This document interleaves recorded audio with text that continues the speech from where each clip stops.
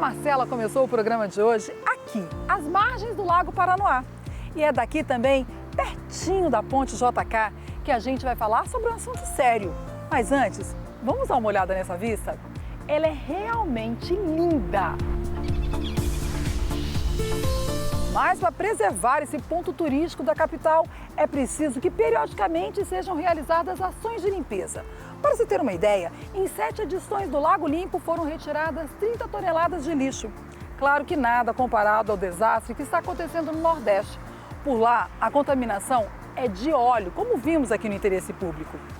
Mas em todas as situações é preciso atenção às técnicas de limpeza e manuseio dos materiais recolhidos. Por aqui, ela é feita em parceria entre o governo do Distrito Federal e escolas de mergulho. Por lá, a população entrou na batalha e colocou a mão na massa, como a gente viu. Na verdade, no óleo. Mas para isso, é preciso atenção a alguns cuidados.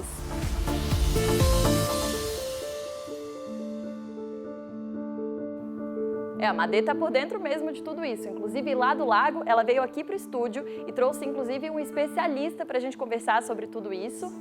Tudo bem, Madê? Pode entrar. Olá, Marcelo. Olá para você que acompanha o programa Interesse Público. Quem vai conversar com a gente, gentilmente veio aqui bater esse papo, é o professor da Universidade de Brasília, hidrólogo Henrique Leite Chaves. E eu já começo perguntando, professor, Marcela mostrou para a gente essas imagens fortes aí no começo do programa, manchas de óleo pela praia e as pessoas ajudando a recolher, mas é preciso ter cuidado, né? Sim, é muito bom que as pessoas demonstrem esse interesse em recolher, em ajudar a despoluir essas praias. Porém, nós temos que ter esses cuidados de termos orientação, cada um tem que saber exatamente o que faz, mesmo que sejam voluntários, e usarem os equipamentos de proteção necessários, porque se trata de um material tóxico e exigem o que a gente chama de EPI, equipamentos de proteção individual, para o manuseio, o transporte e a disposição desse material. E esse material que está sendo recolhido pelas pessoas tem alguns cuidados também com isso, né? Pode trazer riscos para o meio ambiente, o que tem que ser feito? Exatamente. Esse material, uma vez ele recolhido, ele vai ter que ser transportado de acordo com essa carga, que é uma carga perigosa, e feita a sua disposição em aterros sanitários apropriados, com cobertura no fundo, com proteção contra a chuva, para que esse material, uma vez ele feita a sua disposição em terra, num aterro, ele não venha causar uma, que a gente chama contaminação secundária, num outro local onde o óleo não chegou, ou seja, para onde ele foi transportado. E essas diretrizes são muito importantes para que todo esse processo de coleta, transporte e disposição seja feito seguindo normas técnicas e de segurança adequadas, de acordo com a legislação. Evitar um segundo problema, né, Marcelo? Com certeza. Eu vou só pedir um minutinho aqui da nossa conversa para a gente assistir entrevista de 2 procuradores da República que falaram a respeito das boias de contenção lá em Aracaju. Eu chamei mais cedo no programa, vamos dar uma olhadinha. Em todos os lugares do mundo existem técnicas adequadas e boias de contenção adequadas para a contenção dos mais diferentes tipos de óleo. O Ministério Público fez uma manifestação recente sobre isso, na outra ação, na primeira ação ajuizada, trazendo todos esses detalhes e demonstrando que existem sim técnicas adequadas, boias adequadas, próprias para cada tipo de acidente, para cada tipo de contenção, para cada tipo de óleo com o qual nós possamos estar lidando.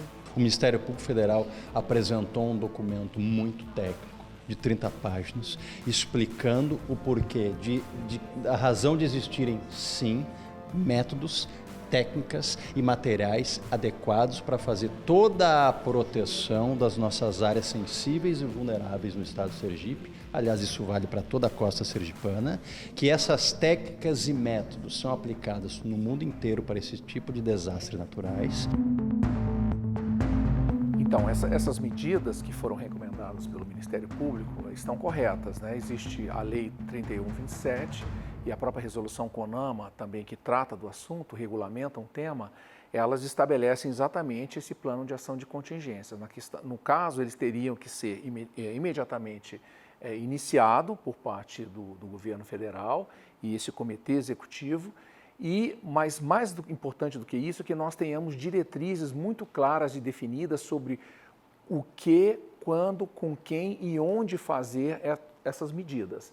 para que, por exemplo, não tenha a população muitas vezes tomando a frente dessas iniciativas, que é importante, mas às vezes há riscos envolvidos. Então, esse plano de contingência ele tem que ter diretrizes técnicas, o que o Ministério Público cobra, muito claras para quem deve fazer, como, quando e onde, né? Então, isso eu acho que está sendo solicitado e nós temos que ter esse plano de emergência para atuação exatamente nesses casos, para que esses problemas, que às vezes estamos todos sujeitos que aconteçam, não venham a danificar tão fortemente o meio ambiente e a vida das pessoas como eles têm danificado com esse derramamento que aconteceu. Até porque nós estamos falando aí, Marcela, de 900 toneladas que a Marinha falou que recolheu até o início da semana nessas praias, né, professor, de óleo cru.